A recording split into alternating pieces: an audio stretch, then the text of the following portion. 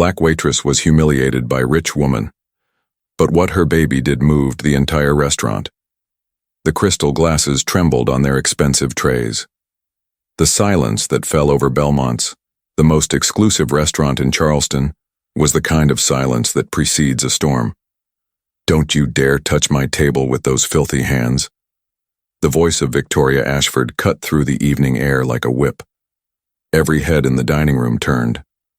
Conversations died mid-sentence. Even the soft piano music seemed to fade into the background. Grace Thompson stood frozen, the water pitcher still in her hand, watching as drops fell onto the pristine white tablecloth. Her dark fingers, roughened by years of double shifts in detergent, trembled slightly. She was the only black waitress in Belmont's, and in her 3 years working there, she had learned to make herself invisible. But tonight, invisibility wasn't enough. "I asked for a different server." Victoria's perfectly manicured hand waved dismissively. "I specifically told the manager I didn't want her kind serving my table." Grace's throat tightened. She could feel 50 pairs of eyes boring into her back. The shame burned hotter than anger. This wasn't the first time. It wouldn't be the last. But something about tonight felt different. Perhaps it was the way Victoria's diamond necklace caught the light. A necklace that probably cost more than Grace would earn in 5 years. Or perhaps it was the exhaustion that had settled into Grace's bones after working 3 jobs to keep her mother's chemotherapy going. "Ma'am, I apologize," Grace said quietly, her voice steady despite the storm raging inside her chest. "I'll get someone else to—" "You'll do more than that." Victoria stood up abruptly, her designer dress flowing like water. "You'll explain to the manager why my evening has been ruined by your incompetence." Grace had spilled exactly 3 drops of water. 3 tiny drops on a tablecloth that would be changed anyway. Manager Whitmore appeared instantly, his face a mask of professional concern. "Mrs. Ashford, I sincerely apologize. Grace is one of our most experienced—" "I don't care about her experience." Victoria's voice dripped with contempt. "I care about standards. My husband and I donate generously to this establishment. We expect a certain quality of service." The man beside Victoria, presumably her husband, James Ashford, sat in uncomfortable silence, occasionally glancing at his phone as if wishing he could disappear into it. His face showed embarrassment, but he said nothing, did nothing. Grace felt the familiar weight settling over her shoulders, the weight of being reduced to nothing, of being judged not by her character or her work, but by the color of her skin. She had endured whispers, coldness, accidental rudeness, but this was public humiliation, deliberate and cruel. "Mrs. Ashford," Manager Whitmore began again, his voice tight. Perhaps you could fire her. Immediately." The words hung in the air like poison. Grace's hand instinctively moved to her apron pocket where she kept a small photograph. Her mother, smiling despite the illness, telling her that morning, "Keep your head up, baby. Dignity is something nobody can take from you unless you give it away." "I understand, ma'am." Grace removed her apron slowly, with deliberate care. Her movements were graceful, controlled. "I'll collect my things." She wouldn't give this woman the satisfaction of seeing her cry. Not here. Not now. But as Grace turned to leave, something extraordinary happened. From the expensive baby carrier beside Victoria's chair, a carrier Grace hadn't even noticed, came a sudden, piercing cry. The 8-month-old baby girl with her mother's blonde hair and startling blue eyes had been sleeping peacefully. Until now. Victoria reached down impatiently. "Charlotte, hush. Mommy's busy." But Charlotte Ashford would not hush. Her cries grew louder, more insistent. Her tiny face turned red with effort and her little arms reached out, not toward her mother, but in the exact direction where Grace stood. "For God's sake," Victoria muttered, lifting the baby awkwardly. Charlotte's cries intensified. She twisted in her mother's arms, her gaze locked on Grace with an intensity that seemed impossible for such a small child. "She probably needs changing," James offered weakly. "I just changed her." Victoria's frustration was mounting. The baby's cries were now drawing even more attention than the confrontation had. Other diners were starting to murmur, some with sympathy, others with annoyance. Grace should have walked away. Should have turned her back and left with whatever dignity she still possessed. But something in that baby's cry stopped her. It wasn't just discomfort or hunger. It was something else.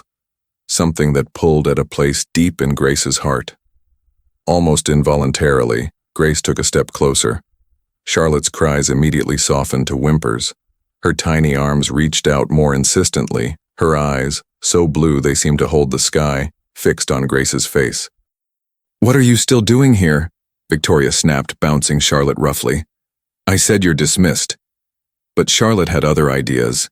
With a sudden lurch, she twisted in her mother's arms, reaching toward Grace with such force that Victoria nearly dropped her. "Charlotte, stop this instant." The baby's response was to cry even harder, her face crumpling with an anguish that seemed far too profound for an infant. And then Grace did something that would change everything. She stepped forward, her arms opening instinctively. "May I?" she asked quietly. Victoria's face flushed with indignation. "Absolutely not. You will not touch my daughter." But Charlotte was inconsolable now, her cries echoing through the entire restaurant. Other diners were openly staring. Some were recording on their phones. The manager looked ready to have a nervous breakdown. James Ashford finally spoke, his voice barely audible. "Victoria, maybe just for a moment. You cannot be serious." But Charlotte made the decision for them. With a final, desperate twist, she nearly threw herself out of Victoria's arms toward Grace. Grace caught her reflexively, her experienced hands cradling the baby with natural ease. And the very instant that Charlotte settled into Grace's arms, an absolute miracle occurred. The crying stopped. Not gradually, not with lingering hiccups or fading whimpers. It stopped completely, as if someone had flipped a switch. Charlotte's tiny body relaxed immediately. Her breathing steadied. And then, to the astonishment of everyone watching, she smiled. A pure, radiant, unmistakable smile that transformed her tear-stained face. But it was what happened next that truly shocked the entire restaurant. Charlotte reached up her small hand and gently, so gently, touched Grace's cheek. Then she did something that made grown men's eyes water and women gasp audibly. The baby leaned forward and pressed her forehead against Grace's, making a soft, contented sound, almost like a purr, and she settled into Grace's arms as if she had finally come home. Grace felt something crack open inside her chest.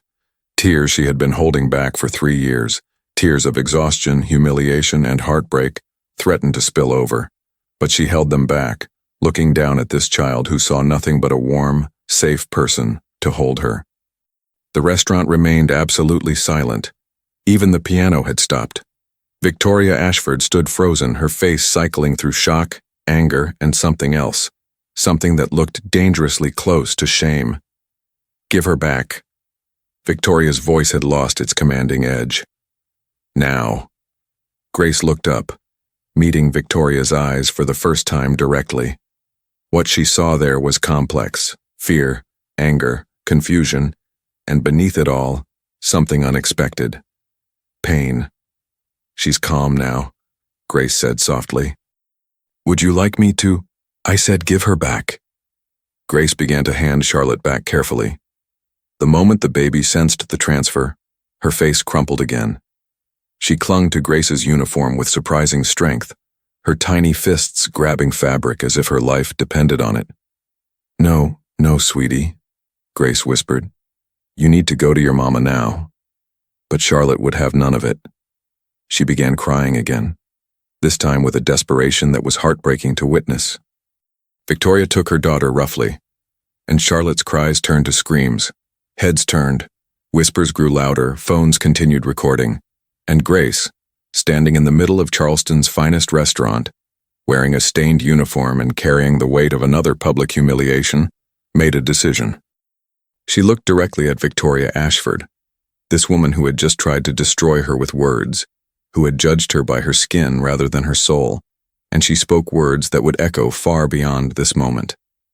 "Mrs. Ashford," Grace said, her voice carrying across the silent room. "Your daughter is beautiful, and she has a gift that you might not see yet, the gift of recognizing love without prejudice. I hope she never loses that." Then Grace turned and walked toward the exit, her head held high, her shoulders straight, carrying her dignity like a crown that no amount of cruelty could knock askew. Behind her, Charlotte's screams intensified, and behind her, something else began, something that would unravel carefully constructed lies and reveal truths that had been hidden for 8 long months. But Grace didn't know that yet. All she knew was that her mother was waiting at home, that the chemotherapy bills were mounting, and that she had just lost the best paying of her 3 jobs. What Grace Thompson didn't know, what nobody in that restaurant could have possibly known, was that baby Charlotte's reaction wasn't random, it wasn't coincidence, it was recognition. And the truth, when it finally emerged, would shake the foundations of one of Charleston's most prominent families and reveal a secret that had been hidden from the moment Charlotte Ashford took her first breath. But that revelation was still to come. For now, Grace walked into the humid Charleston night, breathing deeply, praying for strength, and wondering how she would tell her mother that they were now 1 income short of survival. The glass doors of Belmont's closed behind her with a soft, final click. Inside, Charlotte's screams continued, and Victoria Ashford, surrounded by staring faces and recording phones, felt the first crack in the perfect life she had built on lies. Grace's fingers trembled as she unlocked the door to the small apartment she shared with her mother. It was nearly midnight. The bus ride from downtown Charleston had taken 45 minutes, 45 minutes of staring out the window, replaying the humiliation over and over, feeling the ghost of Charlotte's tiny hand on her cheek. "Baby? That you?" Her mother's voice came from the bedroom, weak but alert. Mama never slept well on chemo days. "Yes, Mama, it's me." Grace set down her purse and walked to the bedroom doorway. Dorothy Thompson lay in bed, her once full face now gaunt, her hair gone except for a few gray wisps. But her eyes, those warm, knowing eyes, still held the strength that had raised Grace alone after Daddy died. "You're home early." Dorothy struggled to sit up. "Something happen?" Grace opened her mouth to lie, to say everything was fine, but the words wouldn't come. Instead, she sank onto the edge of the bed and let the tears she'd been holding for hours finally fall. "Oh, baby." Dorothy's thin arms wrapped around her daughter. "Tell Mama." And Grace did. She told her everything.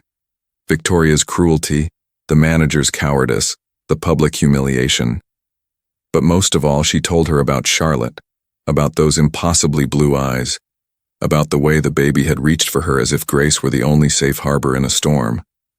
"And the strangest thing, Mama," Grace whispered, "when I held her, I felt something. Like I knew her. Like she knew me." Does that sound crazy? Dorothy was quiet for a long moment, her weathered hand stroking Grace's hair the way she had when Grace was small. "The Lord works in mysterious ways, baby. Sometimes He puts people in our path for reasons we can't understand yet. Well, He just put unemployment in my path." Grace wiped her eyes. "That was our best-paying job. I don't know how we're going to. We'll manage. We always do." But Dorothy's voice wavered, betraying her own fear. Grace looked around the tiny bedroom. The medical bills stacked on the nightstand, the prescription bottles lined up like soldiers, the portable oxygen tank in the corner. Her mother's faith was unshakable, but faith didn't pay for chemotherapy. "I'll find something else," Grace said, forcing strength into her voice.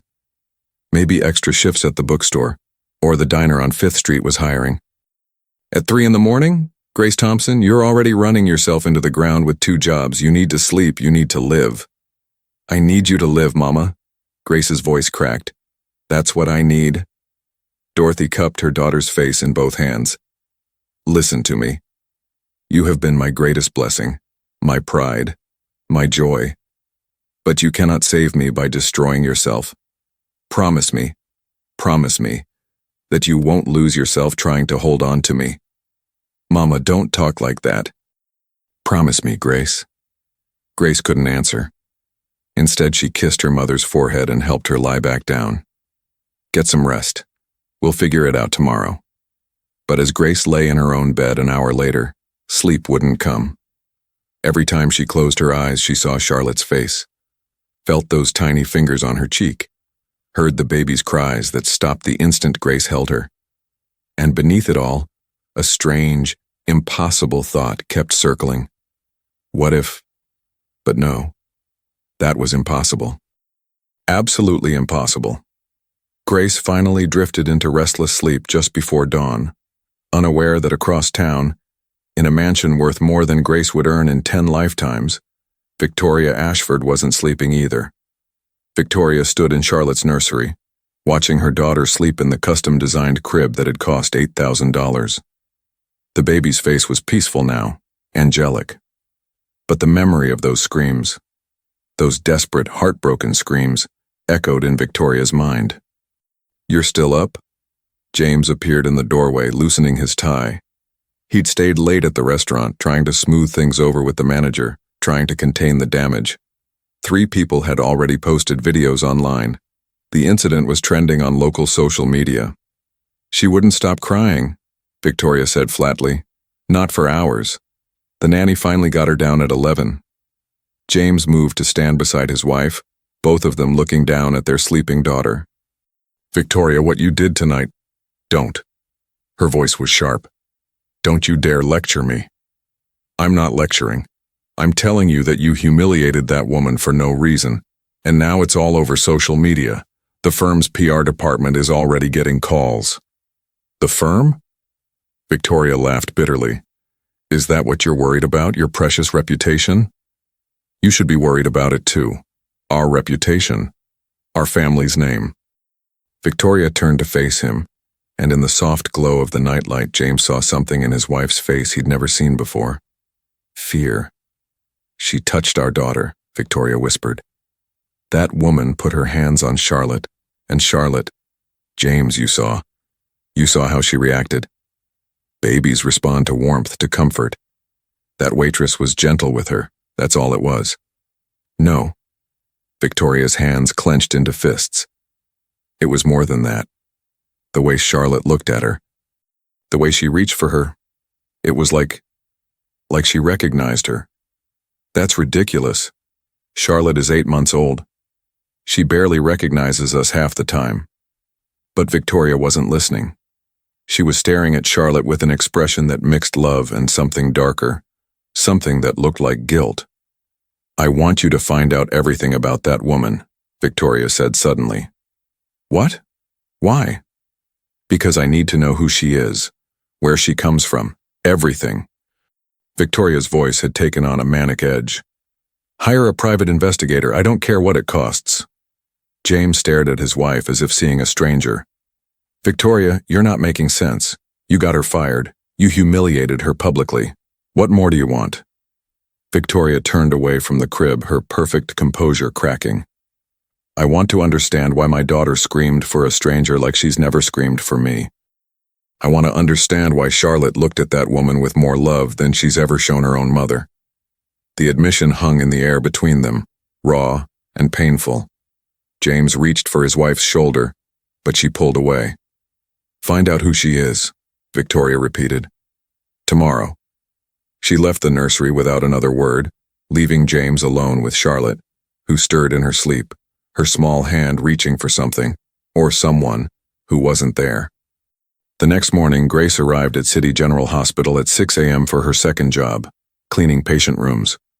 The work was hard, the pay was minimum wage, but it came with one crucial benefit: reduced medical costs for family members.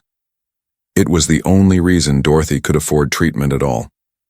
"Morning, Grace." Janelle, the shift supervisor, greeted her with a tired smile. "You look rough. Bad night?" "You could say that." Grace tied on her apron and grabbed the cleaning cart. "Where do you need me?" "Maternity ward. Room 304 just discharged and we have 3 new admits coming in." Grace wheeled her cart to the elevator, muscle memory guiding her through the familiar routine. She'd been doing this for 2 years. Every morning before her bookstore shift. Every morning she cleaned the rooms where new life began, where mothers held their babies for the first time, where families were born.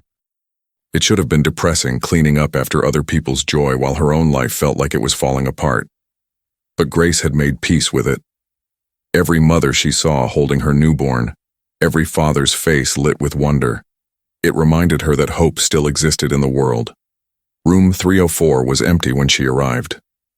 Grace began stripping the bed, collecting used linens, wiping down surfaces.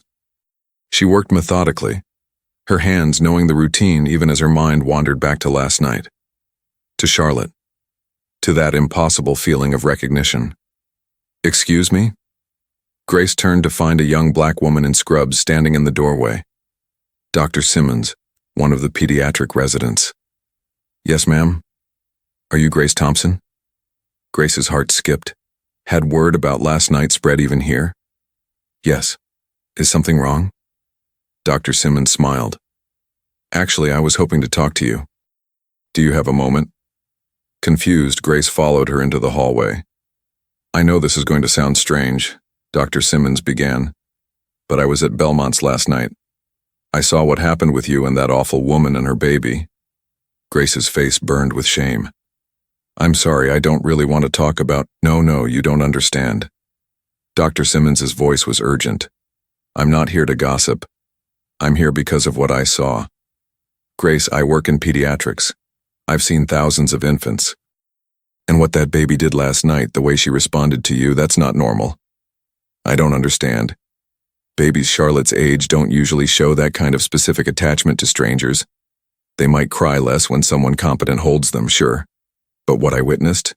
That was recognition. That was bonding behavior typically only seen between infants and their primary caregivers." Grace's legs suddenly felt weak. "What are you saying?" "Doctor?" Simmons looked around carefully, then lowered her voice. "I'm saying that baby knew you, and I can't stop thinking about why. Grace, is there any possibility at all, that you have a connection to that child, to that family?" "No. I'd never seen any of them before last night." "Are you sure? Think carefully. 8 months ago, where were you? What was happening in your life? 8 months ago." Grace's mind went back. February. That was when Mama had gotten the diagnosis. When Grace had started working 3 jobs Wait. Grace's breath caught. 8 months ago I was working at Charleston County Hospital, in the maternity ward, as a temporary aide during flu season. Dr. Simmons's eyes widened. "You were working in maternity? Grace, do you remember delivering any babies during that time? Assisting with any births?" "I wasn't a nurse. I helped with intake, transported patients, that kind of thing." But even as she spoke, a memory was surfacing. Hazy but there. A woman in labor. Complications. Emergency. Chaos. "There was one night," Grace said slowly. "A really bad night. We were understaffed. There was a woman, I don't remember her name. She came in labor, but something was wrong. The baby was in distress. They rushed her to emergency C-section and I was there. I held her hand. She was terrified. She kept saying, 'Save my baby, save my baby.'" What did this woman look like? Grace closed her eyes, trying to remember through the fog of exhaustion and months that had passed. Blonde. Very blonde. Wealthy, I could tell. She was alone. No husband, no family. Just scared. So scared. "Grace." Dr. Simmons gripped her arm. "That baby you saw last night, Charlotte Ashford. When was she born?" I don't know. February 14th, Valentine's Day, Charleston County Hospital, emergency C-section due to placental abruption. The mother nearly died. The hallway seemed to tilt. Grace grabbed the wall for support. "That was her," Grace whispered. "That was Victoria Ashford. I held her hand while they prepped her for surgery. I was the last person she saw before they put her under. She was crying, begging me not to let her baby die, and I promised her that everything would be okay." "And what happened after the surgery?" "I don't know. My shift ended. I never saw her again. We were so busy that night. 3 other births, 1 stillbirth, endless chaos. I never followed up. I never knew if the baby survived. Dr. Simmons was quiet for a moment, processing. Grace, babies have a documented ability to recognize voices and presences from their first moments of life. If you were there when Charlotte was born, if you were one of the first people to hold her, to speak to her, to care for her, she would remember me, Grace finished, her voice barely above a whisper. On some level she would remember.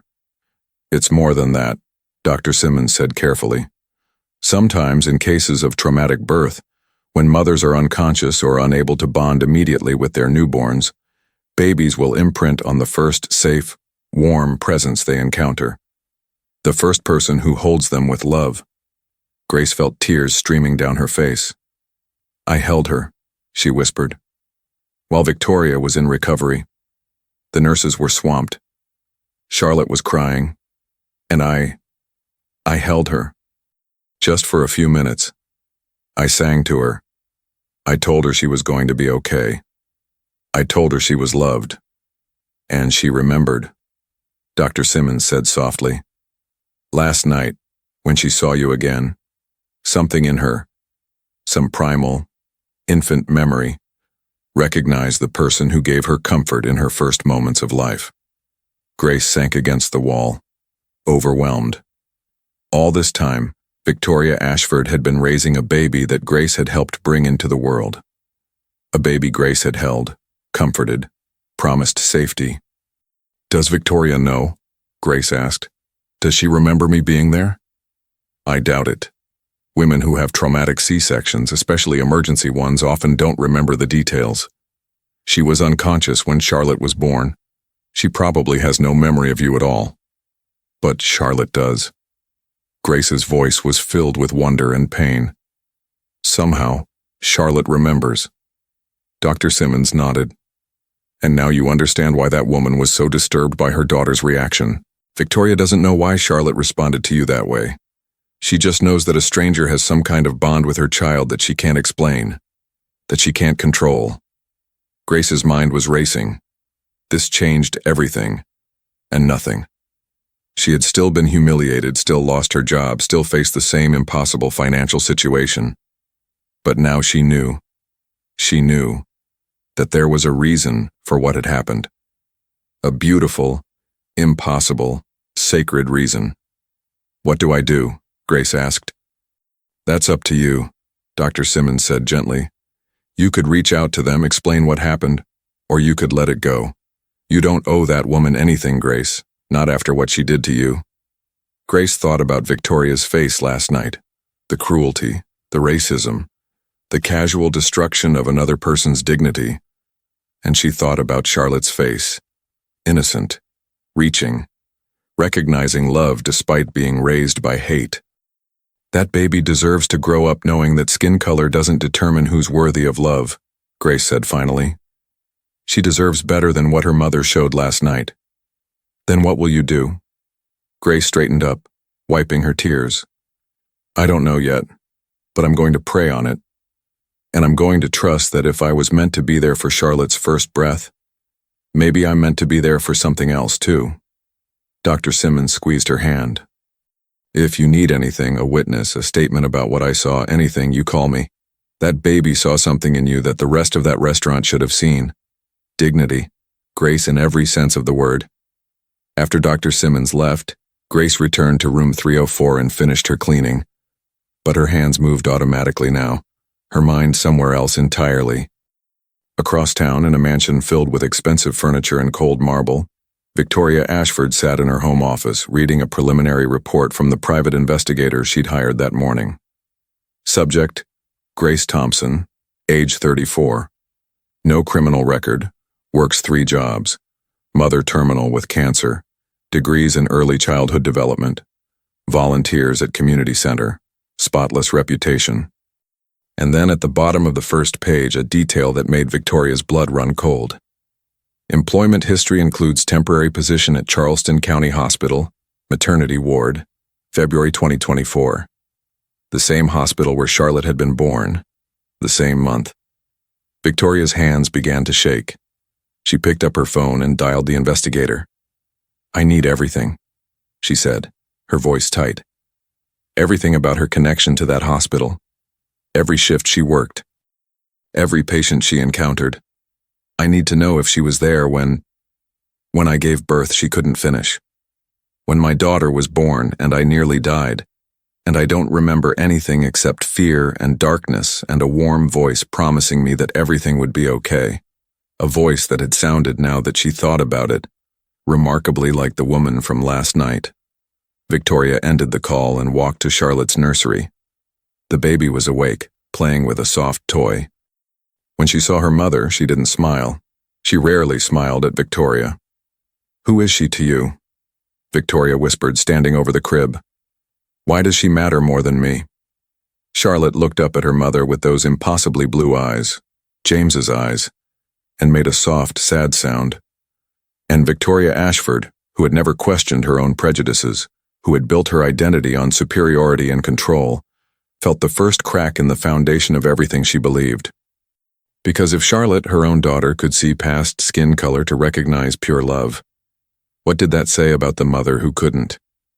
3 days after the incident at Belmont's, Grace was stocking shelves at Morrison's bookstore when the bell above the door chimed. She didn't look up immediately. Wednesday afternoons were usually quiet, and she was lost in thought, arranging children's books while wondering how she'd cover next month's rent. "Excuse me. I'm looking for Grace Thompson." Grace froze. She knew that voice. It had haunted her dreams for 3 nights straight. She turned slowly to find Victoria Ashford standing in the doorway, Charlotte in her arms. Victoria looked different somehow, smaller without the armor of her designer dress and jewelry. She wore simple jeans and a sweater, her blonde hair pulled back in a ponytail, but her eyes held the same intensity, perhaps even more so. "Mrs. Ashford." Grace's voice came out steadier than she felt. "I'm surprised to see you here. May we talk?" Victoria glanced around the empty store. "Privately?" Grace's first instinct was to refuse, to protect herself from another humiliation. But then she saw Charlotte, who had been fussing in her mother's arms. The moment the baby spotted Grace, her entire demeanor changed. She reached out, making urgent sounds, her little face transforming with joy. "Please," Victoria said, and there was something in her voice. Not quite an apology, but close. Something broken. Grace nodded and led them to the back office, a cramped space with a desk piled with invoices. She gestured to the only chair. "You can sit." "I'd rather stand." Victoria shifted Charlotte in her arms. The baby was straining toward Grace, whimpering. "She hasn't stopped, ever since that night. She cries for hours. Nothing we do helps. The pediatrician says she's healthy, but she won't sleep, barely eats. It's like she's grieving." Grace's heart clenched, but she kept her expression neutral. "Why are you telling me this?" Victoria's jaw tightened. "Because I hired an investigator. I know you were at Charleston County Hospital when Charlotte was born. I know you were there during the emergency. And I know—" Her voice cracked slightly. "I know you were probably there when I wasn't." The admission hung between them like a confession. "I don't remember much," Victoria continued, her eyes fixed on Charlotte. "The birth was complicated. Placental abruption. I was hemorrhaging. They put me under for emergency surgery, and when I woke up 12 hours later, Charlotte was in the NICU, and I was told I'd almost died." She looked up at Grace, and for the first time there was no contempt in her gaze, only raw pain. "I don't remember her first breath, her first cry, her first moments of life. I missed all of it." Grace felt her throat tighten. "Mrs. Ashford, Victoria, please." She said it like a plea, not a command. "Victoria," Grace began carefully. "I was there. You're right. I wasn't supposed to be. I was just a temporary aide, meant to transport patients and handle intake. But that night was chaos. Understaffed, overworked, 3 emergencies at once. When they brought Charlotte out after the C-section, she was crying. The nurses were rushing to stabilize you. They asked me to hold her, just for a moment while they got the NICU ready. Victoria's eyes glistened with tears. What did you do? I held her. Grace's voice softened with the memory. I wrapped her in a blanket and held her against my chest. I sang to her, just a hymn my mama used to sing to me. His eye is on the sparrow. I told her she was safe, that she was loved, that her mama fought hard to bring her into this world. A tear rolled down Victoria's cheek. How long? Maybe 15 minutes, until they took her to the NICU.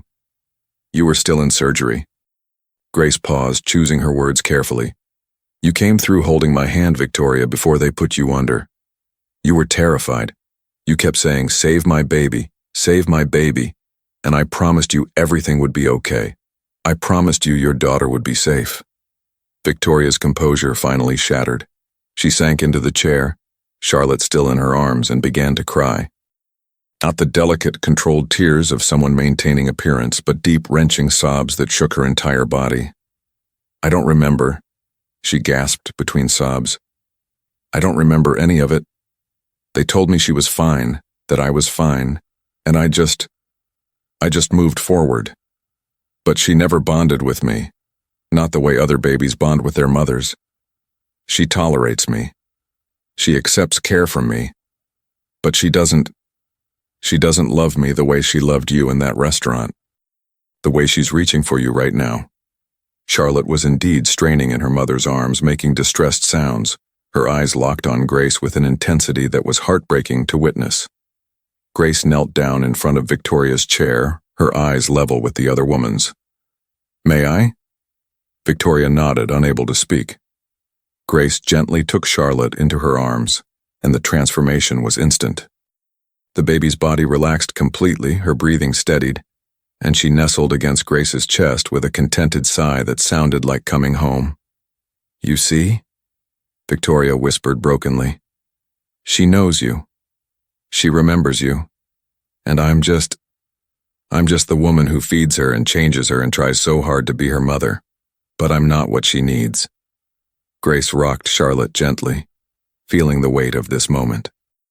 3 days ago, this woman had tried to destroy her with words and privilege and racist contempt. Now she sat broken in a bookstore office, admitting a truth that clearly caused her anguish. Victoria, Grace said quietly, what you did at that restaurant, the way you spoke to me, the things you said, that was wrong. Deeply wrong. You humiliated me because of my skin color. You tried to take away my livelihood because you judged me as less than human. Victoria flinched but didn't look away. I know. Do you? Do you really understand what you did? I've watched the videos 100 times, Victoria said, her voice raw. Everyone has seen them. My friends, my family, James's colleagues. I've read the comments, thousands of them, calling me racist, cruel, entitled. And they're right. All of it is right. But you didn't come here to apologize to me, Grace said, understanding dawning. You came because your daughter won't stop crying for a woman you tried to destroy. Victoria met her eyes, and in them Grace saw something unexpected. Not just shame, but genuine anguish. I came because I'm desperate. And I came because seeing those videos, reading those comments, watching my daughter reach for you with more love than she's ever shown me, it broke something open inside me, something I've been ignoring my whole life. What's that? That I'm broken. Victoria's voice dropped to barely a whisper. That everything I was taught about worth and value and who deserves respect, all of it was poison. And I've been drinking it so long I didn't even taste it anymore. Grace was quiet for a long moment, gently swaying with Charlotte, who had fallen asleep against her shoulder. Why did you do it? She finally asked. Why treat me that way? Victoria was silent, wrestling with something internal. When she finally spoke, her voice trembled. Because you scared me. I scared you, how? Because you were confident, competent. You had this dignity that I recognized even if I couldn't admit it. You carried yourself like you mattered, like you belonged in that space as much as anyone. And that terrified me because... She took a shaky breath. Because my whole identity is built on the lie that people like me are inherently superior to people like you. If that's not true, If you're just as worthy, just as human, just as deserving of respect, then what am I? Who am I? It was the most honest thing Victoria had said, and Grace could hear the cost of that honesty. You're a woman who almost died bringing her daughter into the world, Grace said gently. You're a mother who's struggling to bond with her baby. You're a human being who was taught wrong things by wrong people and is just now realizing it. That's who you are. How can you be kind to me? Victoria's voice broke. After what I did? Because my mama taught me that dignity isn't something people give you. It's something you carry inside yourself. You tried to take mine away, but you couldn't. And now you're here, broken and honest. And I see a woman who needs help as much as her daughter does. Victoria looked at Grace with something like wonder. I don't deserve your compassion. None of us deserve grace, Victoria. That's why it's called grace. Charlotte stirred in Grace's arms, making soft sleeping sounds. Grace looked down at the baby, this child she'd held in her first moments of life, this innocent being caught between two women from different worlds. What do you want from me? Grace asked quietly. Victoria wiped her eyes. I want to hire you. Excuse me? As Charlotte's nanny, full-time. I'll pay you whatever you ask. Triple what you were making at all 3 jobs combined. Medical insurance for you and your mother. Whatever you need. Grace felt her heart leap. The answer to every financial prayer she'd been sending up for months. But she shook her head slowly. No. Victoria looked stricken. Please. Grace, please. Look at her. She needs you. She needs her mother. Grace corrected. And you need to learn how to be what she needs. Throwing money at me isn't going to fix what's broken here. Then what will? Grace looked at Victoria. Really looked at her. Past the privilege and the prejudice. Past the designer clothes and the mansion lifestyle. She saw a woman lost, desperate, and finally, ready to see her own reflection clearly. The truth, Grace said. Starting with this one, Charlotte doesn't love me more than you. She just imprinted on me during a traumatic moment. That's biology, not destiny. But she can learn to love you the same way if you learn to meet her where she is instead of where you think she should be. I don't know how to do that. Then learn. Not by hiring me to do it for you, but by actually putting in the work yourself. Grace stood up carefully, still holding the sleeping baby. I'll help you. Not as your employee, but as someone who cares about this child's well-being. But Victoria, you have to do something first. Anything. You have to apologize. Publicly. Not a corporate PR statement. Not a half-hearted excuse. A real apology that acknowledges what you did, why it was wrong, and what you're going to do differently. You have to face what you did to me, and own it completely. Victoria's face paled. The whole city has already seen those videos. If I make a public statement, it'll go viral. Everyone will see you being honest, Grace interrupted.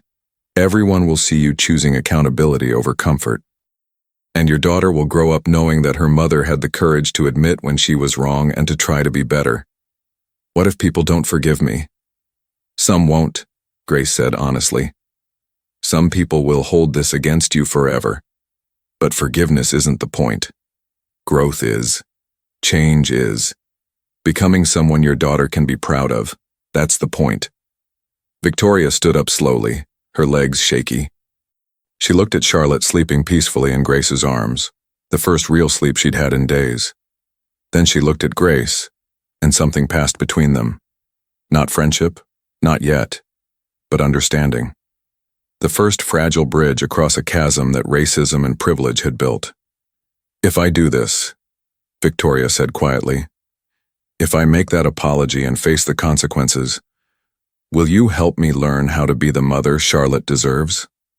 Grace considered her carefully. This was the woman who had tried to destroy her 3 days ago, but this was also a woman standing in the ruins of everything she'd believed, willing to face public shame for the sake of her daughter. Yes, Grace said finally, but on my terms. Not as your employee, as your teacher. And the first lesson starts with you understanding something fundamental. Your daughter doesn't need a perfect mother. She needs an honest one one who can admit mistakes and work to fix them. Can you be that? Victoria's eyes filled with tears again, but she nodded. I can try. Then let's start now. Grace gently transferred Charlotte back into Victoria's arms. The baby stirred, whimpering slightly at the change. Don't panic, don't tense up, just breathe. Rock her gently. Hum that hymn I taught you. Yes, that one. His eye is on the sparrow. She heard it in her first moments. Let her hear it from you now. Victoria's voice was shaky at first, barely a whisper. But as she hummed, Charlotte began to settle. Not as quickly as she had with Grace, but slowly, gradually, finding comfort in her mother's arms. Keep going, Grace encouraged softly. Tell her she's safe. Tell her you love her. Tell her you're sorry for not being present those first days, but you're here now and you're not going anywhere. Victoria spoke through tears, her words halting but sincere. And Charlotte, miracle of miracles, relaxed further into her mother's embrace. You're doing it, Grace whispered. You're connecting with her. Victoria looked up, her face transformed by wonder and grief and hope all mixed together. How do I do this? How do I undo years of wrong thinking? How do I become someone worthy of her? One moment at a time, Grace said. One honest choice at a time, starting with that apology. Victoria nodded, clutching Charlotte close. Will you be there when I make the statement? Grace thought about it. About the risk of associating herself further with this woman. About the court of public opinion and how easily forgiveness could be mistaken for weakness. But she thought about Charlotte too. About the baby who had recognized love despite being born into prejudice. About breaking cycles and building bridges. I'll be there, Grace said. Not standing beside you. You have to do this alone. But I'll be in the crowd. And I'll be watching to see if your words match your actions. Victoria exhaled shakily. Thank you. For this. For Charlotte. For seeing something in me that I couldn't see in myself. I'm not doing this for you, Grace said honestly. I'm doing this for her. Every child deserves a mother who can see past the poison she was taught to the truth underneath. Your daughter is going to grow up in a world that will try to teach her the same prejudices you learned. Your job now is to make sure she learns something different. And what's that? Grace smiled, touching Charlotte's sleeping cheek gently. That love doesn't have a color. That dignity belongs to everyone. And that the measure of a person isn't where they start. It's whether they have the courage to grow. Victoria left the bookstore 20 minutes later, Charlotte still sleeping in her arms. Grace watched them go, feeling the weight of what she'd just committed to. Her co-worker, Marcus, emerged from where he'd been politely staying out of sight. Was that the woman from the videos? He asked quietly. Yes. And you're helping her? Grace, she tried to destroy you. I know. Grace turned to face him. But her daughter doesn't deserve to grow up raised by hate. And maybe, just maybe, if one person can change, really change, it proves that others can too. You have more faith in people than I do. Grace thought about her mother, fighting cancer with a smile. About Charlotte, recognizing love despite never being taught to see it. About Victoria, standing in a bookstore office admitting she was broken. Not faith in people, Marcus. Faith in what people can become when they finally see the truth. That night, Grace told her mother everything. Dorothy listened quietly, her thin hand holding Grace's, her eyes bright despite the exhaustion that cancer brought. Baby, she said when Grace finished, you know what you're doing, don't you? What's that, Mama? You're fulfilling the promise you made in that hospital. You told that woman her baby would be safe. You told her everything would be okay. And now you're making sure that promise comes true. Not just for the baby, but for the mother too. Grace felt tears well up. Is that foolish? Am I being naive? You're being faithful, Dorothy said firmly. Faithful to who you are, to what we taught you. Your daddy and I didn't raise you to return hate for hate. We raised you to break chains, not add links to them. But what if she doesn't change? What if she makes this apology and then goes right back to who she was? Then you'll have done your part with a clean conscience. But Grace? Dorothy squeezed her hand. I don't think that's going to happen. You know why? Why? Because that baby saw the truth when nobody else could. And sometimes it takes innocent eyes to show us what we've been blind to all along. That woman's daughter is going to save her from herself. You're just the instrument God's using to make it happen. Grace leaned her head on her mother's shoulder, letting the tears finally flow. I'm scared, Mama. Scared of trusting her. Scared of getting hurt again. Scared that I'm making a mistake. Courage isn't the absence of fear, baby. It's doing what's right even when you're terrified. And what you're doing, showing grace to someone who showed you cruelty, that takes more courage than fighting back ever could. They sat together in the quiet of their small apartment, mother and daughter, two women who had faced more hardship than most but still chose to believe in the possibility of redemption.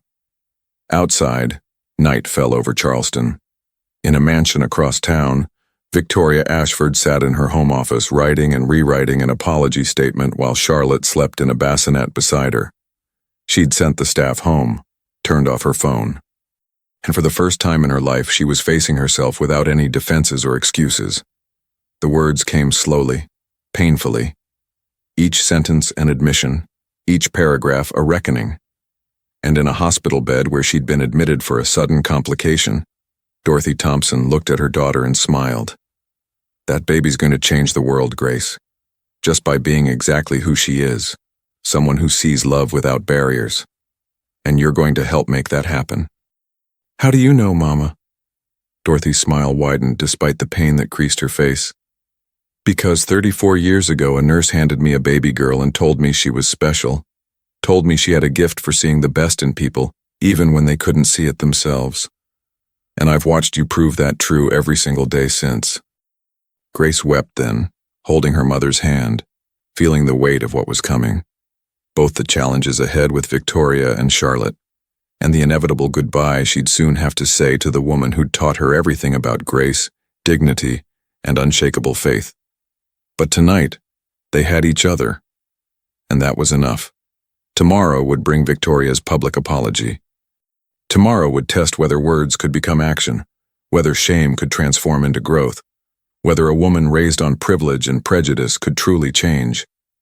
But tonight, in two different homes across Charleston, 4 women were connected by one sleeping baby who had, without knowing it, begun a revolution. The kind of revolution that doesn't come from anger or violence, but from a simple, devastating truth, that love recognizes love, no matter what color hands offer it. The Charleston Community Center was packed beyond capacity. News crews lined the back wall, cameras trained on the small podium at the front. Reporters jostled for position. Community leaders sat in the front rows, their faces skeptical. And scattered throughout the crowd were faces Grace recognized, fellow servers from Belmont's, customers who had witnessed the incident, people who had shared the videos that had made Victoria Ashford infamous overnight. Grace stood near the side entrance, partially hidden behind a pillar. She'd kept her promise to be there, but she had no intention of making this about herself. This was Victoria's moment, to sink or swim on her own merit. Victoria arrived exactly on time, Charlotte in her arms. No nanny, no assistant, no husband, just a mother and daughter, walking through a crowd that parted with whispers and stares. Victoria wore a simple navy dress. Expensive, yes, but understated. Her hair was pulled back. No jewelry except her wedding ring. She looked terrified. Pastor Williams from Grace's church approached the podium first. He was the one who had organized this event after Grace had called him, explaining the situation and asking for a neutral space where Victoria could make her statement. "Good evening, everyone," Pastor Williams began, his deep voice commanding attention. "We're gathered here tonight because a public wrong demands public accountability. What happened at Belmont's restaurant last week was witnessed by many and seen by thousands online. It was an act of racism, of cruelty, and of the kind of dehumanization that has plagued our communities for generations." The crowd murmured agreement. Someone shouted, "Amen." Mrs. Victoria Ashford has asked for this opportunity to address what she did, The pastor continued. Some of you may believe she doesn't deserve this platform. Some may believe no apology can undo the harm. You're entitled to those feelings, but we also believe in the possibility of transformation. We believe that even the hardest hearts can crack open to truth. So we're going to listen, and then we'll respond as our conscience guides us. He stepped aside, gesturing to Victoria. She approached the podium slowly, Charlotte still in her arms. The baby was awake, calm, looking around with curious eyes. Victoria's hands shook as she adjusted the microphone. She looked out at the sea of faces, some angry, some curious, many skeptical. She found Grace in the crowd, their eyes meeting briefly. Grace nodded once, a small gesture of encouragement. Victoria took a deep breath and began. My name is Victoria Ashford, and 1 week ago I committed an act of racist cruelty against a woman named Grace Thompson. Her voice was steady, clear, amplified through the room. I humiliated her publicly. I spoke to her with contempt. I treated her as less than human because of the color of her skin. I used my privilege and position to try to destroy her livelihood, and I did all of this in front of my 8-month-old daughter. The room was absolutely silent. I can't claim ignorance. Victoria continued, her voice breaking slightly. I can't claim it was a bad day or that I was taken out of context. The videos show exactly what I did. They show exactly who I was in that moment. And I need you all to know, that wasn't an aberration. That was the culmination of 36 years of being taught that people who look like me are superior to people who don't. Someone in the crowd scoffed. And you're just now figuring that out? Victoria didn't flinch from the question. No. I've always known it was wrong on some intellectual level. But knowing something in your head and feeling it in your heart are two different things.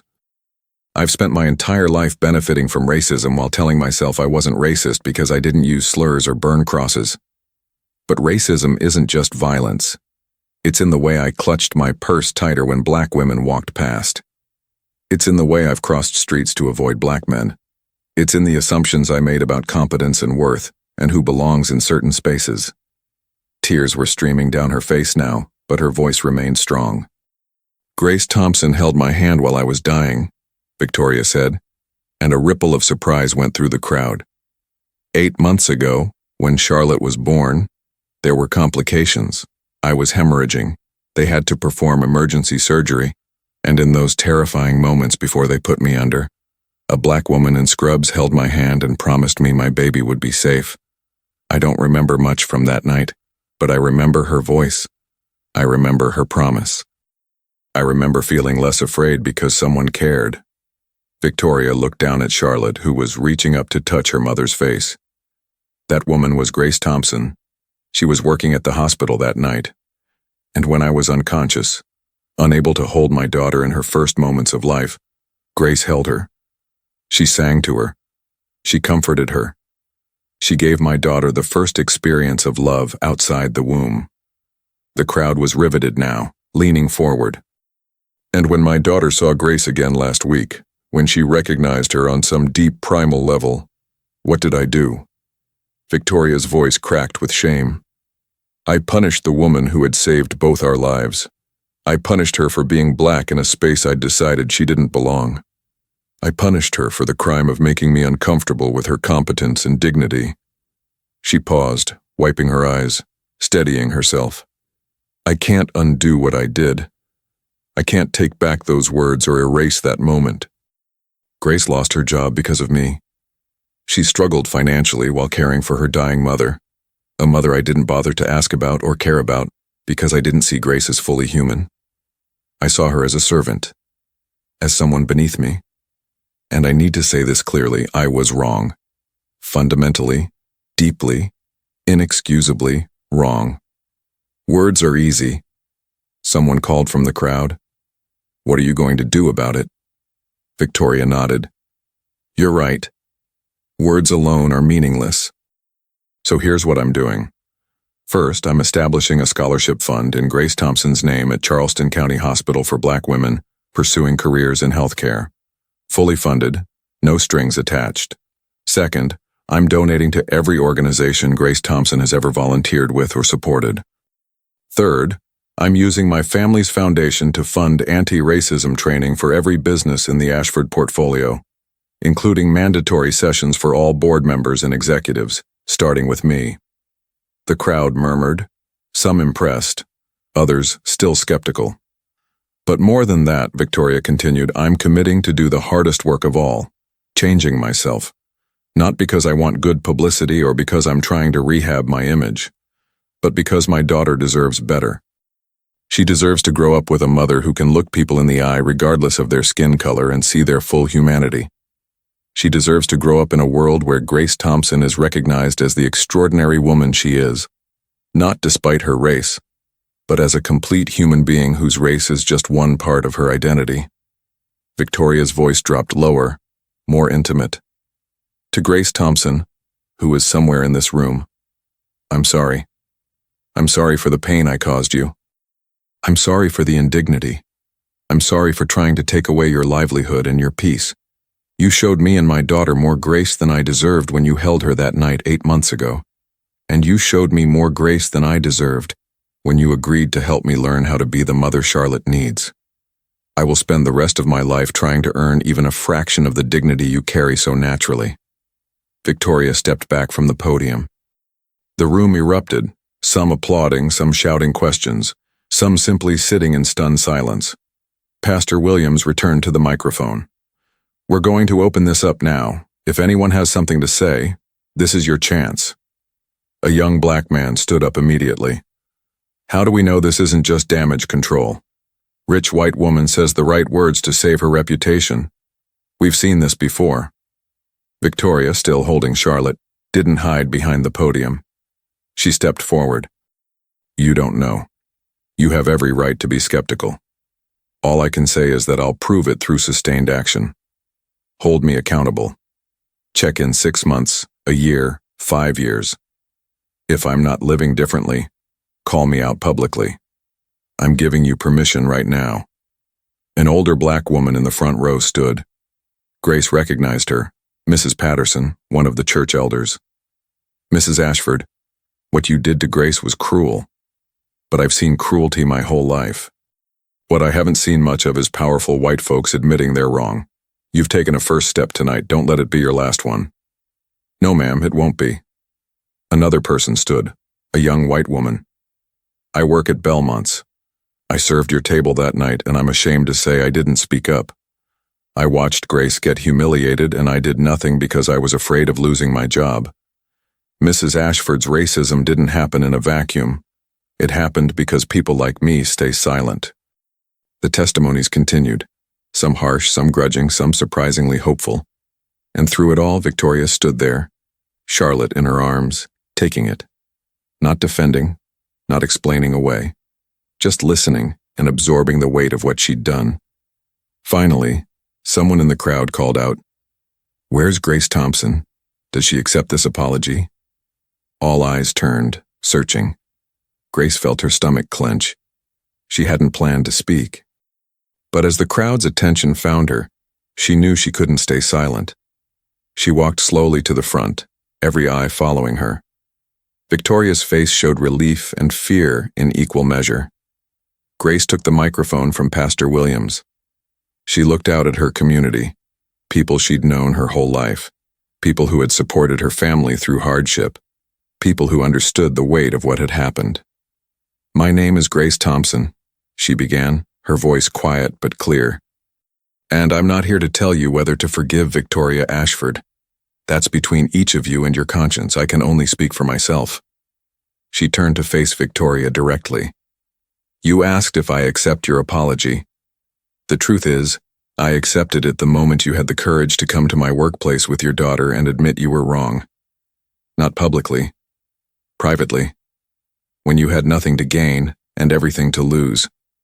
That's when I knew something had cracked open in you."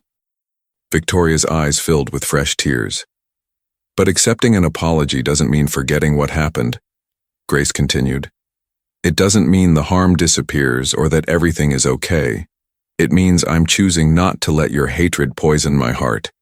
It means I'm choosing to believe that people can change, Not because they always do, but because sometimes they must. She looked back at the crowd. I'm helping Victoria learn how to be the mother Charlotte needs. Not because she's paying me, she's not. Not because I've forgotten what she did, I haven't. But because that baby girl deserves to grow up seeing a different path than the one her mother was taught. Charlotte recognized love in a black woman's arms before she learned to see color as a barrier. That's powerful. That's sacred. And I'm not going to let racism steal that from her.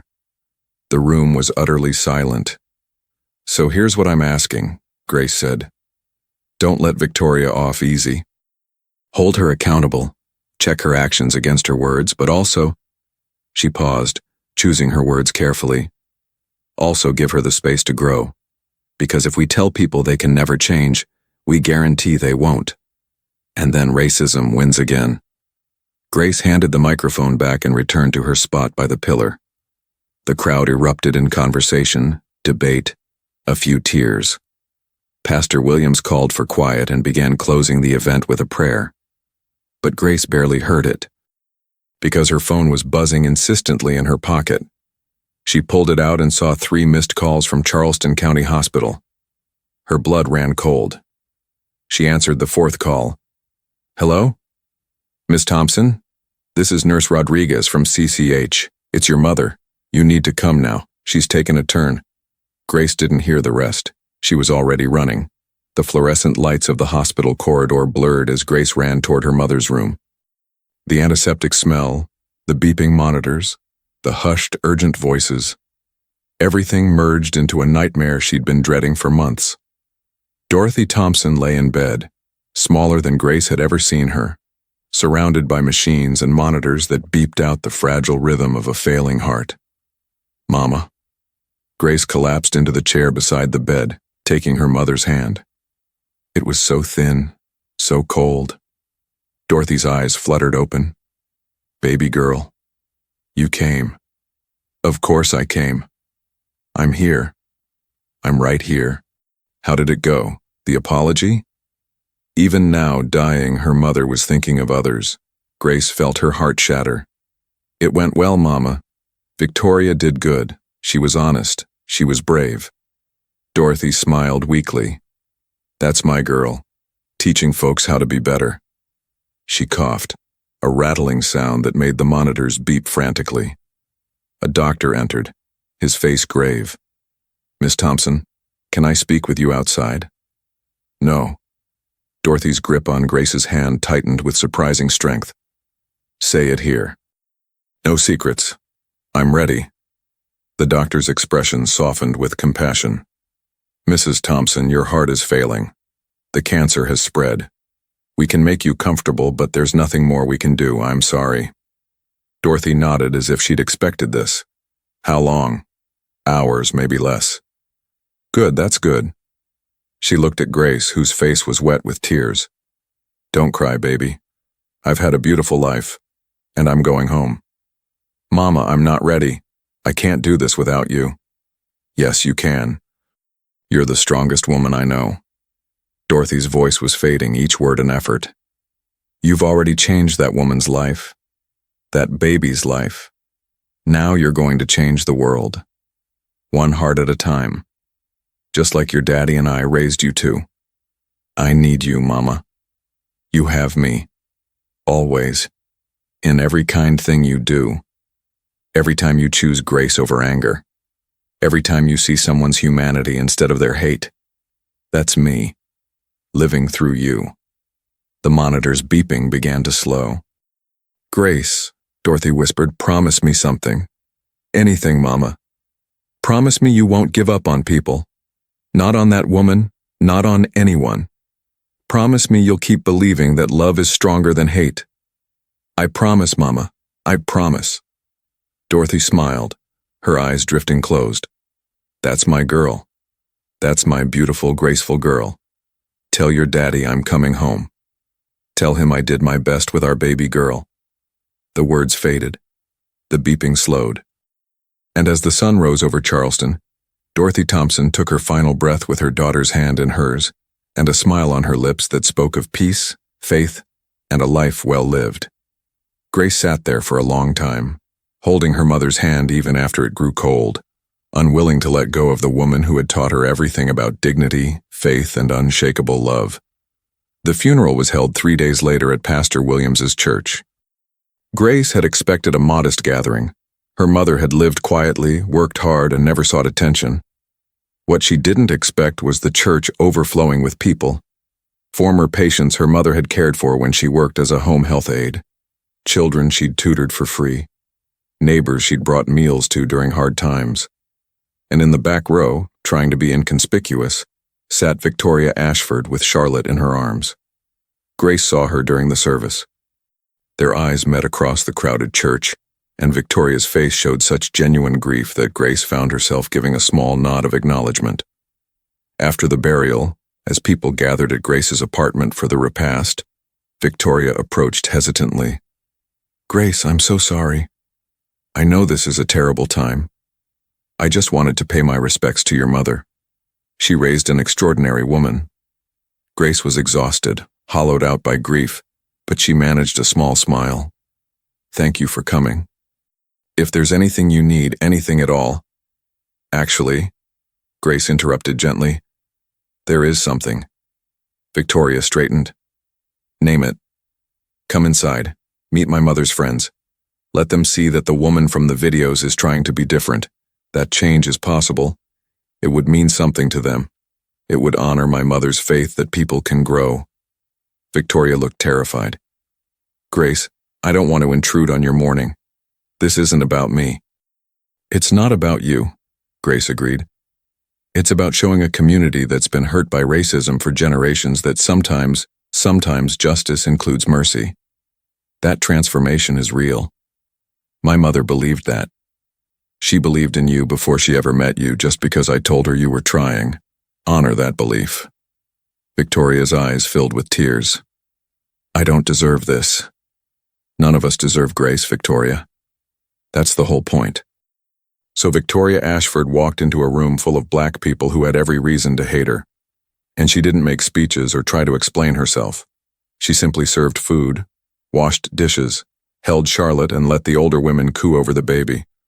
And when Mrs. Patterson asked her directly, "Why are you here?" Victoria answered simply, "Because Grace Thompson's mother taught her daughter that people can change, and that daughter is teaching me. The least I can do is show up and try to prove her right." Mrs. Patterson studied her for a long moment, then nodded. "Then keep showing up, not just today, every day." "Yes, ma'am, I will." As the evening wound down and people began to leave, Grace found herself alone in her mother's bedroom. The medical equipment was gone, but the room still smelled faintly of lavender, Mama's favorite. On the nightstand, Grace found a sealed envelope with her name on it in her mother's shaky handwriting. She opened it with trembling hands. "My darling Grace, if you're reading this, I'm dancing with your daddy in heaven, and you're down there trying to be strong for everyone else. Stop it. Let yourself grieve. Let yourself feel. You don't always have to be the strong one. I want you to know that the day you were born, the nurse handed you to me and said, 'This one's special.' And she was right. Not because you were perfect, but because you had a gift for seeing people, really seeing them when everyone else just glanced. You're about to do something I'm so proud of, baby. You're going to help that woman raise her daughter differently than she was raised. That's holy work. That's changing the world one heart at a time. But don't lose yourself in saving everyone else. Don't forget to live your own life. Fall in love. Have babies if you want them. Travel. Dance. Laugh. Your daddy and I didn't sacrifice so you could spend your life paying for our choices. We did it because we loved you and wanted you to be free. That woman, Victoria, she's going to want to give you money. Take it. Not because you need her charity, but because sometimes accepting help is its own kind of strength. Use it to do something for yourself. Go back to school. Open that community center you always dreamed about. Live, Grace. Please live. And when you doubt whether people can really change, remember this. Your great-grandmother was born into segregation. She couldn't vote, couldn't sit at lunch counters, couldn't drink from the same fountains as white folks. But she lived long enough to see a black president. Change is slow, baby, but it's real. Be patient with that woman. Be patient with yourself. And know that your daddy and I are watching over you, so proud we could burst. All my love. Mama Grace wept then, deep, wrenching sobs that shook her entire body. For her mother, for herself, for all the years of struggle and sacrifice, and strangely, for Victoria too, for the pain of discovering your entire worldview was built on lies and for the courage it took to dismantle it piece by piece. She didn't know how long she cried. But when she finally emerged from the bedroom, she found Victoria in the kitchen washing the last of the dishes while Charlotte slept in a carrier on the counter. "You didn't have to do that," Grace said, her voice hoarse. "I wanted to." Victoria dried her hands. "Grace, I know this is the worst possible time, but I need to tell you something." Grace braced herself. "After your mother's medical bills are paid, there's going to be a significant shortfall. I looked into it. I hope that's not overstepping. But between the funeral costs and everything else, you're going to be in debt for years." "I'll manage," Grace said tiredly. "You shouldn't have to. Your mother worked 3 jobs while raising you alone. You've worked 3 jobs taking care of her. You've both paid enough." Victoria pulled an envelope from her purse. "This is a check. It covers everything, the medical bills, the funeral, and enough to live on for the next year while you figure out what you want to do next. It's not charity. It's a debt paid. You saved my life and my daughter's life. This doesn't even come close to balancing that scale." Grace stared at the envelope. Every instinct told her to refuse, to maintain her independence, to prove she didn't need help. But then she heard her mother's voice in her head. Sometimes accepting help is its own kind of strength. "Thank you," Grace said quietly, taking the envelope. "I'll use it to go back to school. Finish my master's degree. Maybe open a community center like my mama always wanted me to." Victoria smiled through tears. "She would be so proud of you. She was proud of you too, you know, in the end. I told her about you trying to change, and she said, that's what grace does. It gives people room to grow." They stood together in the small kitchen, 2 women from different worlds, connected by a baby who had known what the adults had forgotten. That love doesn't ask permission, or check credentials, or care about skin color. Charlotte stirred and woke, blinking up at them both. She reached out, not choosing one over the other, but inviting both into her world. Grace and Victoria looked at each other and, for the first time, smiled as equals. "Same time next Tuesday?" Victoria asked. "For Charlotte's lessons?" "Same time," Grace confirmed. "But bring coffee, the good kind. If we're doing this, we're doing it properly." Victoria laughed, a real laugh, lighter than anything Grace had heard from her before. "Deal." As Victoria left with Charlotte, Grace stood at the window, watching them go. The sun was setting over Charleston, painting the sky in shades of gold and rose. She thought about her mother's letter, about change being slow but real, about the long arc of justice and how it sometimes bent in unexpected ways. And she thought about Charlotte, a baby who would grow up knowing that the woman who looked different from her mother had held her in her first moments and loved her without hesitation. A baby who would grow up with a mother learning day by day to see past the lies she'd been taught to the truth underneath. It wasn't perfect. It wasn't instant transformation. It was messy and complicated and would take years of sustained effort. But it was hope. Real, tangible, possible hope. And sometimes, Grace thought, that's all we need to keep going. Just enough hope to take the next step. Just enough grace to extend to someone who doesn't deserve it but desperately needs it. Just enough love to prove that hate doesn't get the last word. The Dorothy Thompson Community Center stood in the heart of Charleston's historically black neighborhood, its bright yellow walls a beacon of hope against the morning sky. Grace stood on the front steps, watching children arrive for the summer program. A mix of races, abilities, and backgrounds that would have seemed impossible just 5 years ago. "Miss Grace? Miss Grace?" A little boy with cerebral palsy called from his father's car, waving enthusiastically. Grace waved back, smiling. The center had become more than she'd ever dreamed, not just a place for after-school programs and tutoring, but a genuine community hub, They offered job training, healthcare navigation, literacy programs, and most precious of all, a space where people from different worlds could meet on equal ground. "You're here early." Grace turned to find Victoria approaching, Charlotte's hand in hers. The 5-year-old was a beautiful mix of confidence and compassion, wearing a backpack almost as big as she was. "Ms. Grace." Charlotte ran forward, throwing her arms around Grace's waist. "I brought my book to show you. The one about Ruby Bridges. Mama read it to me 3 times. Grace knelt down, hugging the child who had changed everything. "I can't wait to hear about it. Why don't you go put your backpack in the reading room? I need to talk to your mama for a minute." Charlotte skipped inside, completely comfortable in this space that had become her second home.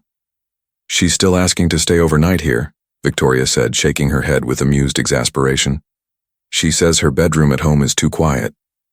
Grace laughed. "That's because she's used to the chaos. 15 kids running around beats lonely silence any day." They walked inside together, past walls covered with children's artwork, photos of community events, and a large portrait of Dorothy Thompson that Grace had commissioned. Mama's words were printed beneath. "Grace doesn't mean weakness. It means having the strength to believe people can grow." Victoria stopped in front of the portrait, as she did every time she visited. "I wish I'd known her. Really known her." "She knew you," Grace said softly. "In the way that mattered. She knew you were trying." They settled in Grace's office, a modest space but hers. The master's degree she'd completed 2 years ago hung on the wall, along with photos of the center's first graduating class of adult literacy students. "So," Victoria began, pulling out a folder, "the quarterly financials, the Ashford Foundation's contribution, plus the matching donations we've generated, means you're fully funded for the next 3 years." Grace reviewed the numbers, still sometimes stunned by how far they'd come. The center served over 300 families now. Grace had hired 6 full-time staff, all from the community, all paid living wages with benefits. "There's something else," Victoria said, her tone shifting. "James and I have been talking. We want to do more. Not just funding, but partnership. Real partnership." Grace looked up, cautious. In 5 years, Victoria had kept every promise. The scholarship fund had sent 12 black women to nursing school. The anti-racism training had expanded to 50 local businesses. Victoria volunteered at the center twice a week, taught financial literacy classes, and had used her social position to open doors that had been closed to Grace's community for generations. But Grace had learned to be wary of more. More sometimes meant control. More sometimes meant white saviorism dressed up as help. "What kind of partnership?" Grace asked carefully. "We want to replicate this model in 3 other cities, Atlanta, Birmingham, and Memphis. Community centers run by local leaders, funded sustainably, focused on breaking down racial barriers through genuine relationship building." Victoria leaned forward. "But here's the crucial part. You would oversee the development, not me. Not the foundation board. You. We'd provide the capital and support, but you'd maintain complete control over the mission and implementation." Grace was quiet for a long moment. "Why?" "Because 5 years ago, you taught me that real change doesn't come from writing checks. It comes from building relationships, from seeing people, from letting those who've been marginalized lead their own liberation." Victoria's voice was thick with emotion. "You trusted me when I didn't deserve it. You gave me the space to grow when you could have destroyed me. And in doing so, you didn't just change me. You changed my daughter, my marriage, my entire understanding of what it means to be human. Let us help you scale that." "I need to think about it," Grace said. "Pray on it. Talk to the community board." "Of course, take all the time you need." Victoria stood to leave, then paused. "Grace, there's something I've never properly thanked you for." "Victoria, you've thanked me 1,000 times. Not for this." Victoria's eyes were bright with tears. "You saved my relationship with my daughter. Charlotte and I. We talk now. Really talk. She tells me when I mess up, when I say something that reflects old prejudices. She challenges me. And I can hear it because you taught me how to listen. How to sit with discomfort instead of defending myself. That gift, having a real relationship with my child, that's priceless." After Victoria left, Grace sat alone in her office, looking at her mother's portrait. "What do you think, Mama? Am I ready for this?" She could almost hear Dorothy's response. "Baby, you've been ready. You were born ready. The question is whether the world is ready for you." That evening, Grace attended a community board meeting to discuss Victoria's proposal. The room was packed. Longtime residents, business owners, church leaders, young activists. The debate was heated. "We can't trust them," argued Marcus, who'd worked at the bookstore with Grace and now served on the board. 5 years of good behavior doesn't erase centuries of oppression. What happens when they decide we're not performing the way they want? When they want control? "Grace has maintained control here for 5 years, countered Mrs. Patterson, now in her 70s but still sharp as ever. "The Ashfords have kept their word." "Sometimes we have to risk trusting when people show sustained change." "But this isn't just about the Ashfords," said Janelle, who'd left her hospital job to become the center's program director. "This is about whether we want other communities to have what we have. And we can't scale this without resources we don't have." The conversation went on for hours. Grace listened more than she spoke, letting her community process, question, and debate. This wasn't her decision alone. It never had been. The center belonged to everyone it served. Finally, Pastor Williams spoke. "I've known Grace since she was born, baptized her myself, and I've watched her navigate an impossible situation with more wisdom than folks twice her age. If she believes we can do this without compromising our integrity, I'm inclined to trust her judgment." They voted. 15 in favor, 3 against, 2 abstaining. Permission granted, but with clear boundaries and expectations documented. Grace walked home that night past the restaurant where everything had changed.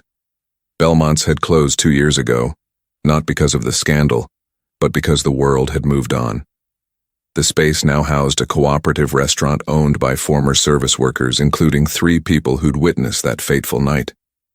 Grace paused outside, remembering the humiliation, the rage, the moment Charlotte's tiny hand had touched her cheek and changed the trajectory of multiple lives. "Thank you," she whispered to the empty street. "Thank you for seeing me when I needed to be seen." 2 years later, Charlotte's 7th birthday party was held at the original Dorothy Thompson Center. It wasn't the fancy celebration Victoria could have thrown at their mansion. It was 50 kids from all backgrounds running wild with cake and presents, while adults supervised with amused exhaustion. Grace sat with James Ashford, Victoria's husband, watching Charlotte lead a group of children in a game she'd invented. "She's something special," James said. He'd been mostly absent from the story 5 years ago, too focused on his career to see what was happening in his own home. But the transformation in his wife had eventually reached him too. The way she sees people, no barriers, no prejudgments, just genuine curiosity and acceptance. "That's who she was from the beginning," Grace said. "Your job as parents is to make sure the world doesn't beat that out of her." Speaking of which, James pulled out his phone, showing Grace a video that had gone viral the week before. It showed Charlotte at her private school standing up to a teacher who'd made an insensitive comment about a black student's hair. The 7-year-old had calmly but firmly explained why the comment was hurtful, citing specific examples, and requested an apology. "She learned that from you," James said. The ability to call out wrong without destroying the person, to demand accountability with grace. Grace smiled, watching Charlotte now helping a younger child who'd fallen. She learned it from seeing her mother change. Kids don't listen to what we say, they watch what we do.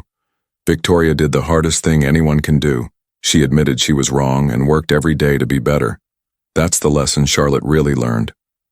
Victoria approached, slightly frazzled. 3 kids are crying, 2 are fighting over the piñata, and someone just knocked over the entire punch bowl. So basically, it's perfect. They laughed together, the comfortable laugh of people who'd walked through fire and come out the other side. "Grace," Victoria said, suddenly serious, "can I steal you for a minute?" They walked to Grace's office, where Victoria pulled out a newspaper. The headline read, "Dorothy Thompson Centers Transform 4 Cities, a new model for racial reconciliation." Have you seen this? Victoria asked. Grace had. The article detailed the success of the expanded centers, the hundreds of families served, the relationships built across racial lines, the measurable reduction in racial tension in the neighborhoods they served. There's a quote from you in here, Grace said, finding the passage. We cannot undo history, but we can refuse to repeat it. These centers prove that transformation is possible when we commit to sustained, uncomfortable, honest work. Victoria nodded. But it's your quote that made me cry. She found it on the second page. Grace isn't about forgetting the harm. It's about refusing to let the harm define us. It's about believing that people can grow without excusing what they did. It's about building something new from the ruins of what was broken. Mama would have said it better. Grace said quietly. Your mother would be so proud of you, of all of this. Victoria gestured to encompass not just the office, but everything the center represented. She's why I could do it, Grace admitted.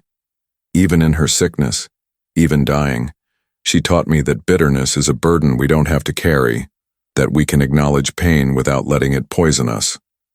There was a knock at the door. Mrs. Patterson entered, leaning on her cane. Girls, they're about to do the cake. Charlotte's asking for both of you. They returned to find Charlotte standing on a chair, waiting for them. When she saw Grace and Victoria, her face lit up. Speech, one of the kids yelled. Charlotte, never shy, launched in. I'm 7 today, and I want to say thank you to everyone who came, but especially to Ms. Grace and my mama because they taught me the most important thing. The room quieted, adults and children alike listening. They taught me that people who look different from each other can be family, that being wrong doesn't mean you're bad, it means you get to learn, and that love is stronger than hate, but only if we work at it every single day. She paused, her 7-year-old wisdom somehow ancient and new at once. Ms. Grace held me when I was a tiny baby, and I don't remember it, but my heart does. And Mama learned how to hold me better because Ms. Grace showed her how. So now I have 2 people who love me like mothers, and that makes me the luckiest kid in the world. There wasn't a dry eye in the room. Charlotte raised her juice cup. To Ms. Grace's mama, who I never met but who made all of this possible, and to Second Chances, and to chocolate cake. The room erupted in laughter and applause. As the children devoured cake, Grace found herself standing beside Dorothy's portrait again. We did it, Mama, she whispered. We proved you right. People can change. Love can win. Grace can transform even the hardest hearts. Present day, Grace stood at the podium of the Charleston Convention Center, looking out at 3,000 faces. The annual conference on racial reconciliation had grown from a small gathering to a national event.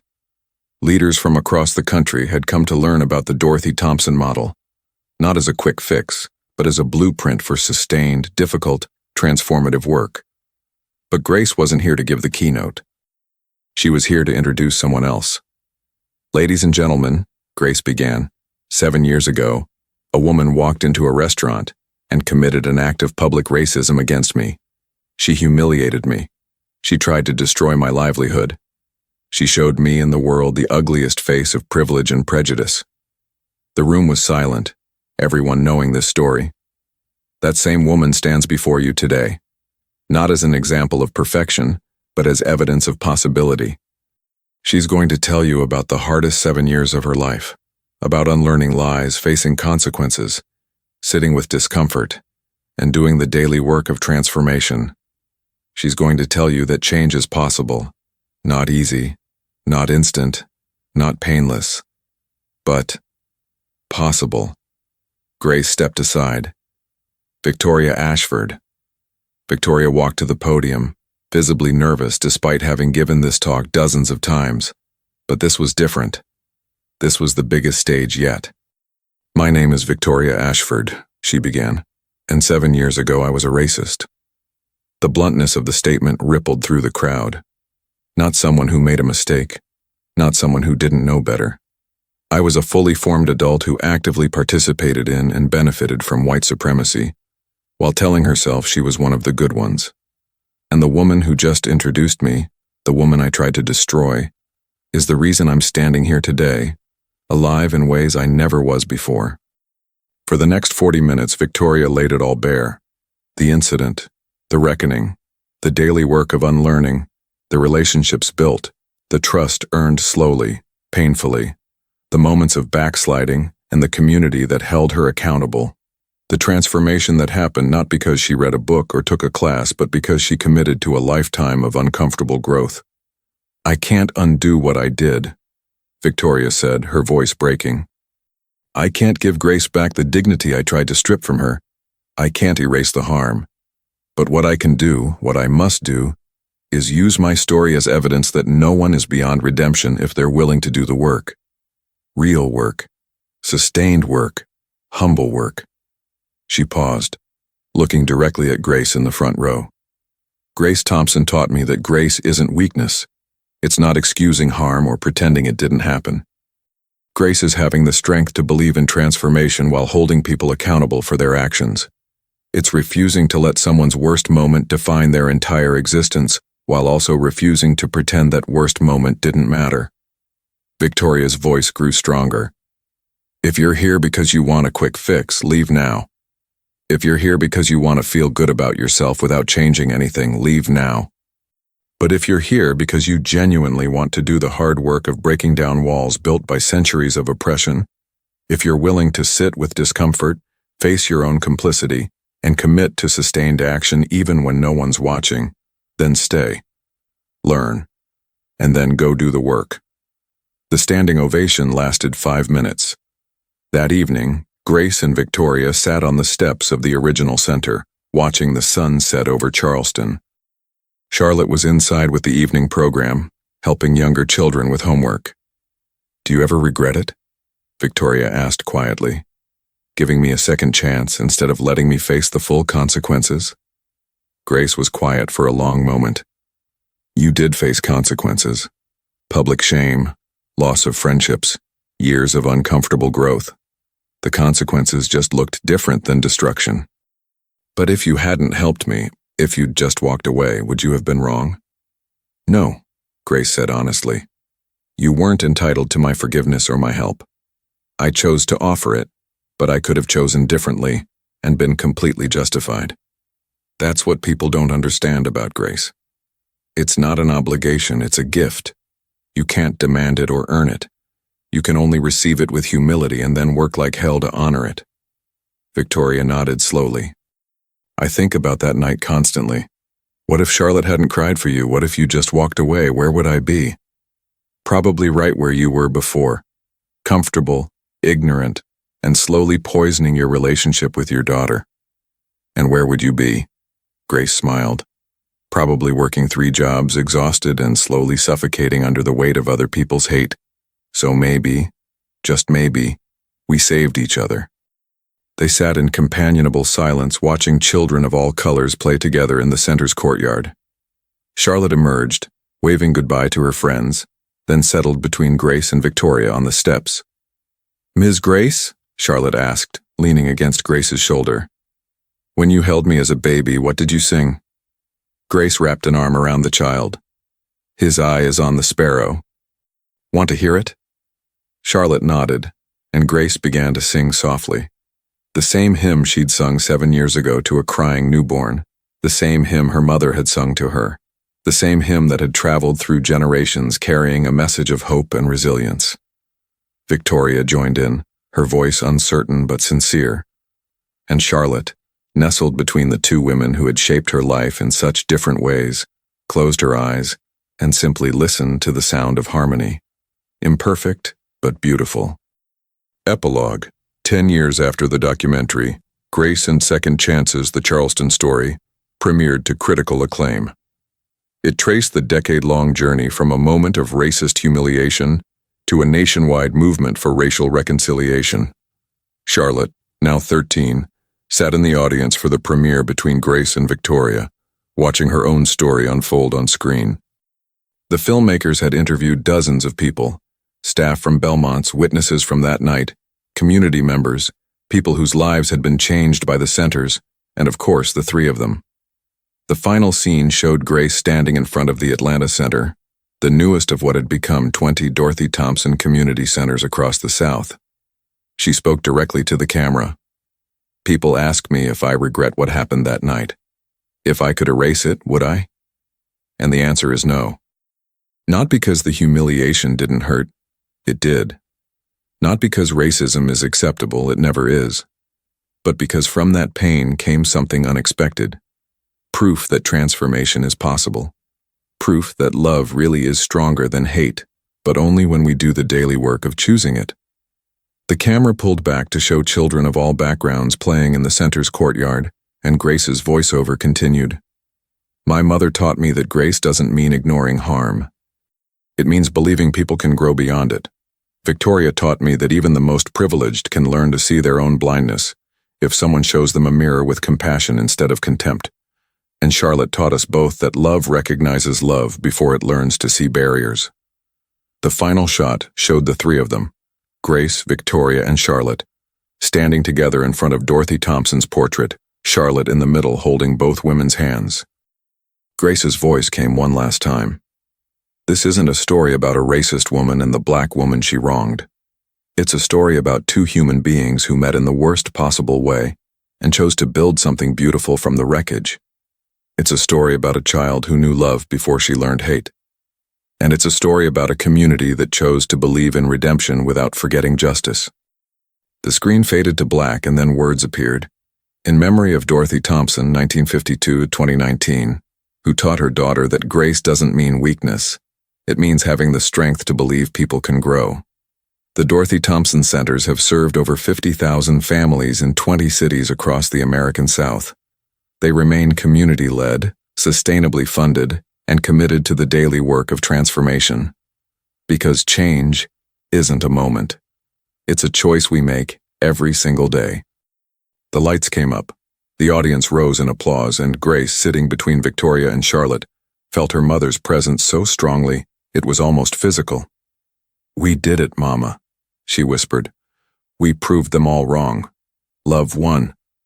Charlotte squeezed her hand on one side. Victoria squeezed the other. And in that moment, Grace understood the deepest truth her mother had ever taught her. That dignity isn't something anyone can give you or take away. It's something you carry inside yourself, unshakable and eternal. That grace isn't about forgetting harm. It's about refusing to let harm have the final word. And that transformation is always possible for those brave enough to face themselves honestly and do the daily work of becoming better. 7 years ago, a baby reached across the barriers that adults had built and recognized love in unexpected places. Today, that baby had become a young woman committed to breaking down those barriers for others. And two women who had met as oppressor and oppressed had become partners in proving that even the deepest wounds can heal, not by ignoring them but by facing them with courage, honesty, and sustained commitment to change. The revolution that began with a simple touch in a restaurant had become a movement.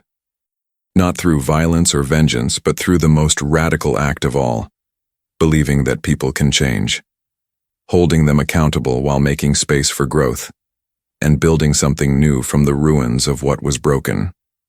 As they left the theater that night, Charlotte between them, Grace looked up at the stars and smiled. Thank you, Mama, she whispered, for teaching me that some battles are won not with fists, but with open hands, not with hate, but with grace. And somewhere in the universe, Dorothy Thompson smiled back, proud beyond measure of the daughter who had taken a moment of humiliation and transformed it into a legacy of hope that would outlive them all. If this story touched your heart, subscribe to never miss stories of courage and justice. Like if you believe dignity matters, share to inspire someone who needs hope today. Your voice counts.